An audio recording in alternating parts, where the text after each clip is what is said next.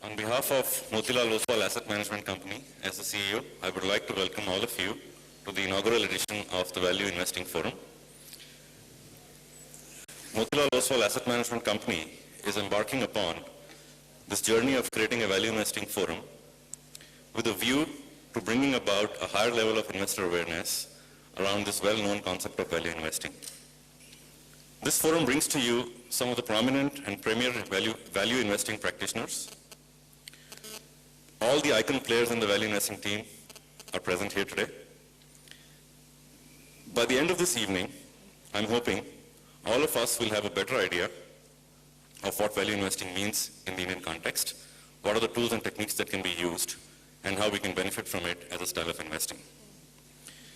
Today's discussion will be divided into two innings, like a test match.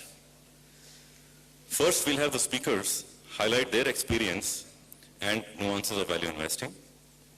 And in the second half, we'll seek to bring out the traits required to be a value investor through a panel discussion.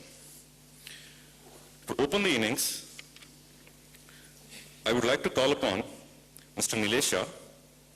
Mr. Shah is the founder, managing director, and CEO, Envision Capital. He has a 17-year career in corporate finance and asset management. Prior to founding Envision Capital, he was with the Kotak Mahindra Group for 13 years. He's widely regarded as one of the most prominent stock pickers and has been featured in the Wizards of the Lal Street, as well as The Big Fish by NDTV. Mr. Shah. Good evening, ladies and gentlemen. I think this is probably for the first time that this kind of a forum has been organized where truly one is focusing on value investing. Of course, a lot of events, forums have been organized around investing and what are the investing styles. But I think for the first time there has been so much of emphasis on value investing. And it requires a lot of significance because the general connotation about value is that you necessarily need to kind of buy out of favor stocks, beaten down stocks. And there's a fair amount of confusion in terms of what is the meaning of value. And of course, a lot more confusion about what is value investing. And my experience, particularly over the last 10 years, has been that there's no single track of value investing. You could, of course, have a single track of how you practice value investing, but it's something which is not very, very easy to define. And I think the best way to really discuss that is to see what my own experience has been as an investor and what I clearly think is the best way to look at value and value investing. I basically started off as an investor sometime in the early 90s, and the initial experience was a lot around IPOs. This was really the time when India had just opened up, liberalization had just started off, capital markets were getting reformed, and there were IPOs happening, 3, 4, 5 IPOs virtually on a daily basis. And being from Ahmedabad, it was pretty natural because the premium market, etc., at that point of time was pretty hot. So you could say that that was more of momentum investing. I think it was sooner rather than later I realized that that is not necessarily the best way to invest. And it was around the mid-90s that one got some kind of an interface with the way Warren Buffett writes things, etc., and the way he invests. And that had a significant influence on my thought process and the way I looked at investment. And the first idea that I picked around that was Britannia Industries. I think it fitted all the characteristics which Warren Buffett would really talk about, in the sense that a brand, a company with a durable advantage, dominant market share, can hold on to its stuff, and is of course profitable.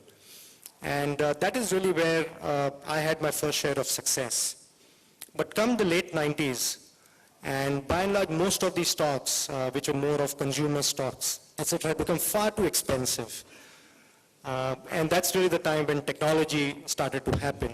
And surprisingly, despite the fact that Buffettology does not talk about technology and investing in technology, but I clearly thought that you don't need to really necessarily copy or take on from somebody in a ditto kind of a fashion, and clearly thought that the technology sector and a few of the leading technology companies had a lot of common attributes in terms of free cash flows, visibility of business, clean management, integrity, etc. And that's where basically, investments like Infosys and NIT really came to the fore. And then, of course, we had the whole technology bubble bursting in the early part of the last decade. And clearly at that point of time, my view shifted to a fact that you need to kind of be a lot more careful about valuations.